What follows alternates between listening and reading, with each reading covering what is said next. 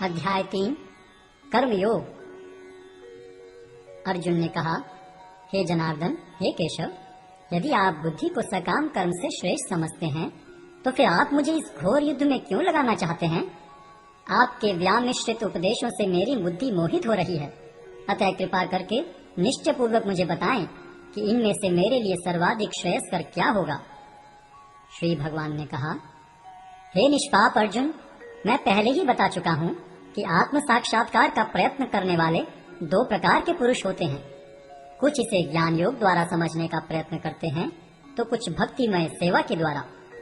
न तो कर्म से विमुख होकर कोई कर्मफल से छुटकारा पा सकता है और न केवल संन्यास से सिद्धि प्राप्त की जा सकती है। प्रत्येक व्यक्ति को प्रकृति से अर्जित गुणों के अनुसार विवश होकर कर्म करना पड़ता है, अतः कोई भी एक क्षण भर के लिए भी बिना कर्म किए नहीं रह सकता। जो कर्म इंद्रियों को वश में तो करता है, किंतु जिसका मन इंद्रिय विषयों का चिंतन करता रहता है, वह निश्चित रूप से स्वयं को धोखा देता है और मिथ्याचारी कहलाता है। दूसरी ओर, यदि कोई निष्ठावान व्यक्ति अपने मन के द्वारा कर्मेंद्रियों को वश में करने का प्रयत्न करता है और बिना किसी आसक्ति के कर्मयोग प्रारंभ करता है, तो वह अति उत्कृष्ट है।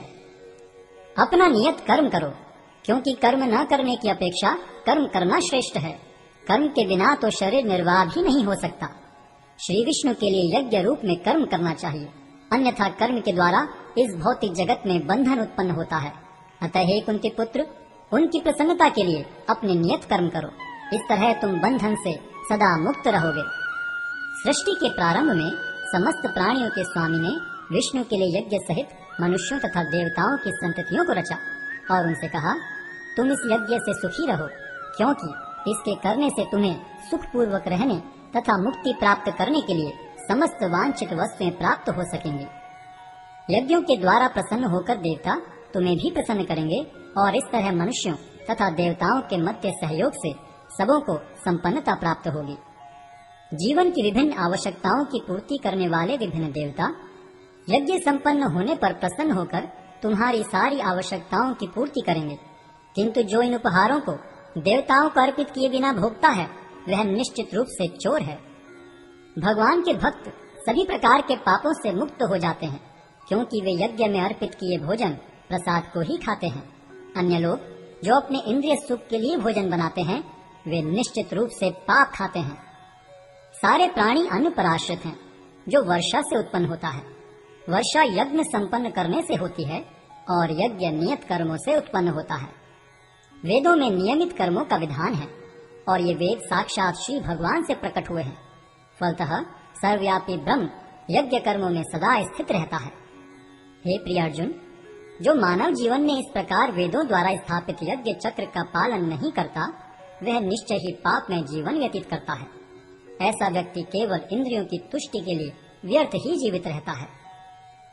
किंतु जो व्यक्ति आत्मा में ही आनंद लेता है तथा जिसका जीवन आत्म साक्षात्कार युक्त है और जो अपने में ही पूर्णतया संतुष्ट रहता है, उसके लिए कुछ कारणीय कर्तव्य नहीं होता।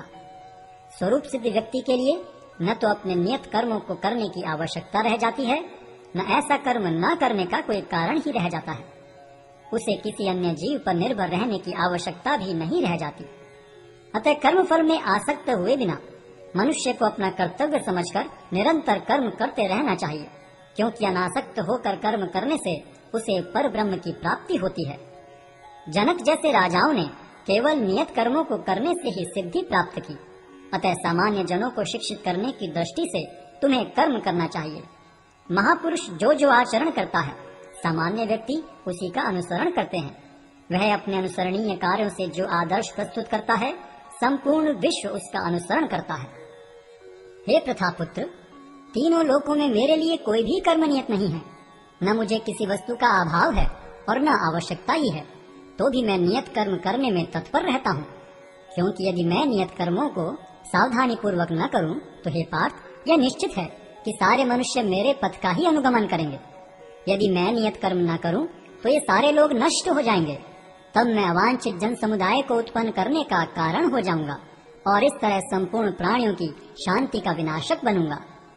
जिस प्रकार अज्ञानी जन फल की आसक्ति से कार्य करते हैं, उसी तरह विद्वान जनों को चाहिए कि वे लोगों को उचित पथ पर ले जाने के लिए अनासक्त रहकर कार्य करें विद्वान व्यक्ति को चाहिए कि वह सकाम कर्मों में आसक्त अज्ञानी पुरुषों को कर्म करने से रोके नहीं, ताकि उनके मन विचलित न हो, अपितु भक्ति भाव से कर्म करते हुए वह उन्हें सभी प्रकार के कार्यों में लगाएं, जिससे कृष्ण भावनामृत का क्रमिक विकास हो।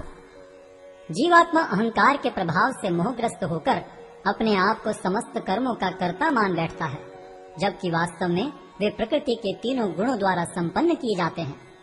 हे महाबाहो, भक्ति भाव में कर्म तथा सकाम कर्म के भेद को भली भांति जानते हुए जो परम सत्य को जानने वाला है, वह कभी भी अपने आप को इंद्रियों में तथा इंद्रिय तृप्ति में नहीं लगाता। माया के गुणों से मोहग्रस्त होने पर अज्ञानी पुरुष पूर्णतया भौतिक कार्यों में संलग्न रहकर उनमें आसक्त हो जाते हैं। यद्यपि उनके ये कार्य उनमें ज्ञानाभाव के कारण अधम होते हैं, किंतु ज्ञानी को चाहिए कि उन्हें विचलित न करे। अतः हे अर्जुन, अपने सारे कार्यों को मुझ में समर्पित करके मेरे पूर्ण ज्ञान से युक्त होकर लाभ की आकांक्षा से रहित, स्वामित्व के किसी दावे के बिना तथा आलस्य से रहित होकर युद्ध करो। जो व्यक्ति मेरे आदेशों के अनुसार अपना कर्तव्य करते रहते हैं और ईर्ष्या रहित होकर इस उपदेश का श्रद्धा पूर्वक पालन करते हैं, वे सकाम कर्मों के बंधन से मुक्त हो जाते हैं। किंतु जो ईर्ष्यावश इन उपदेशों की उपेक्षा करते हैं और इनका पालन नहीं करते, उन्हें समस्त ज्ञान से रहित, दिग्भ्रमित तथा सिद्धि के प्रयासों में नष्ट भ्रष्ट समझना चाहिए। ज्ञानी पुरुष भी अपनी प्रकृति के अनुसार कार्य करता है, क्योंकि सभी प्राणी तीनों गुणों से प्राप्त अपनी प्रकृति का ही अनुसरण करते हैं। भला दमन से क्या हो सकता है? प्रत्येक इंद्रिय तथा उसके विषय से संबंधित राग द्वेष को व्यवस्थित करने के नियम होते हैं। मनुष्य को ऐसे राग तथा द्वेष के वशीभूत नहीं होना चाहिए, क्योंकि ये आत्म साक्षात्कार के मार्ग में अवरोधक हैं। अपने नियत कर्मों को दोषपूर्ण ढंग से संपन्न करना भी अन्य के कर्मों को भली भांति करने से श्रेयस्कर है। स्वीय कर्मों को करते हुए मरना पराये कर्मों में प्रवृत्त होने की अपेक्षा श्रेष्ठतर है, क्योंकि अन्य किसी के मार्ग का अनुसरण भयावह होता है। अर्जुन ने कहा, हे वृष्णिवंशी, मनुष्य न चाहते हुए भी पाप कर्मों के लिए प्रेरित क्यों होता है? ऐसा लगता है कि उसे बलपूर्वक उनमें लगाया जा रहा हो। श्री भगवान ने कहा, हे अर्जुन, इसका कारण रजोगुण के संपर्क से उत्पन्न काम है, जो बाद में क्रोध का रूप धारण करता है और जो इस संसार का सर्वभक्षी पापी शत्रु है।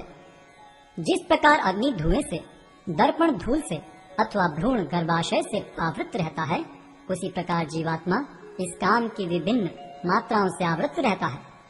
इस प्रकार ज्ञान में जीवात्मा की शुद्ध चेतना उसके काम रूपी नित्य शत्रु से ढकी रहती है, जो कभी भी तुष्ट नहीं होता और अग्नि के समान जलता रहता है।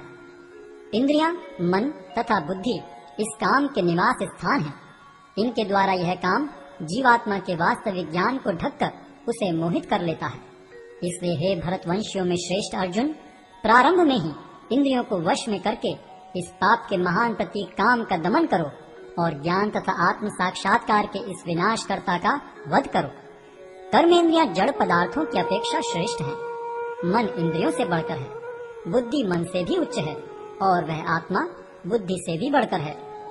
इस प्रकार हे महाबाहु अर्जुन, अपने आप को भौतिक इंद्रियों, मन तथा बुद्धि से परे जानकर और मन को सावधान आध्यात्मिक बुद्धि से स्थिर करके आध्यात्मिक शक्ति द्वारा इस काम रूपी दुर्जय शत्रु को जीतो।